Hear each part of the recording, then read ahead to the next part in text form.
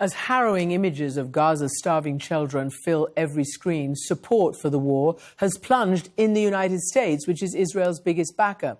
And within Israel itself, there's a growing rejection of their government's actions. A major TV journalist and presenter this week called it a moral failure. So let's get into this now with Nowvick, who served for years as a senior advisor to the former and the late Prime Minister Shimon Peres. He's now a fellow at the Israel Policy Forum, a U.S. organization dedicated to a two-state solution. And he's joining me from Tel Aviv. Nowvick, welcome to the program.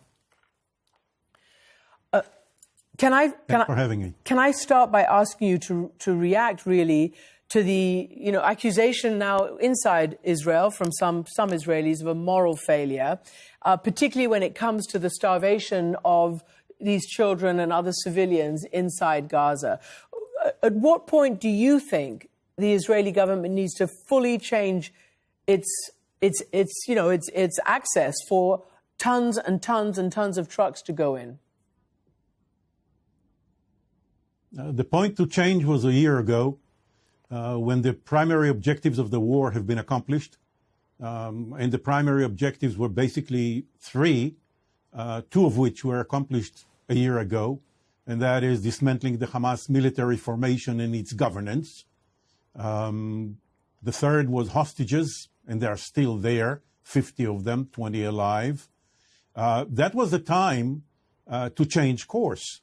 But when the war drags on beyond its purposeful phase, many things begin to go wrong, including, and perhaps primarily at the moment, the issue of humanitarian situation, the catastrophe of humanitarian situation in Gaza. I believe that in Israel, there is a sea change over the last couple of weeks. And I think that three factors contribute to the change. One was that the international community moved from futile expressions of concern to taking actual steps. And it attracted attention back home here.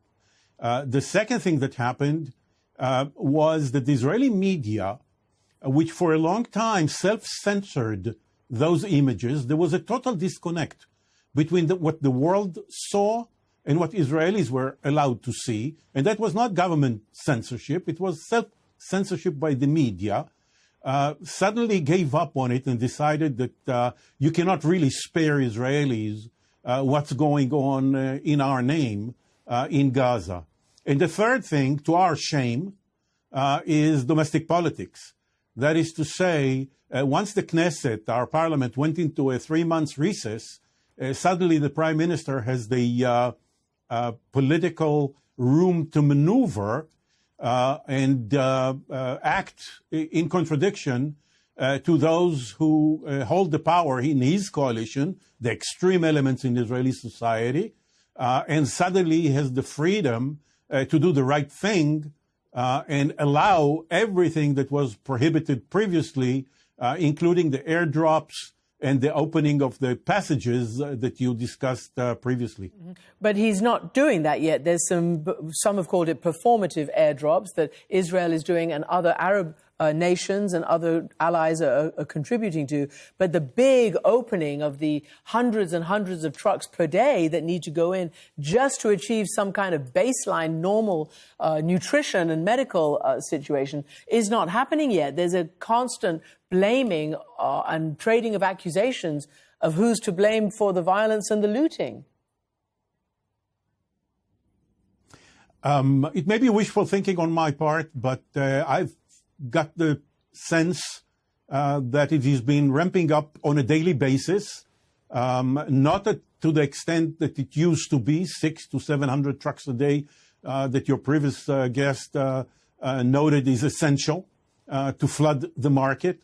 But still, I believe that we are in the process, not the airdrops, but rather the ground transition, including from Egypt. There was an Israeli team in Cairo last week to coordinate this. But mind you, it was only on Saturday, this last Saturday, that Netanyahu convened an emergency cabinet session, realizing that an international tsunami, diplomatic tsunami, is approaching our shores and realizing that the Israeli public becomes aware of it more than ever before. And I think that with his experience and knowledge of the international community and domestic dynamics, I think the decisions made on Saturday are manifesting themselves too gradually, too slowly, but I think in the right direction. And I'm hoping that Envoy Steve Witkoff will play the adult in the room and put an end to the mutual accusations between Israel and the UN and everybody else. And rather than focus energy on who's to blame, coordinate amongst them so that things change substantially.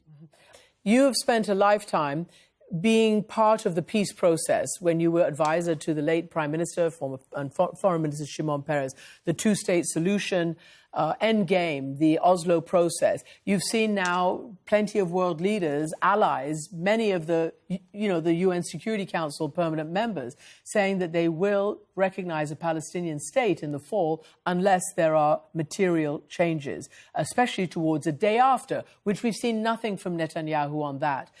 Do you believe that there is any way, because to resolve this politically and diplomatically in the only way that's actually viable, that's been written down on paper?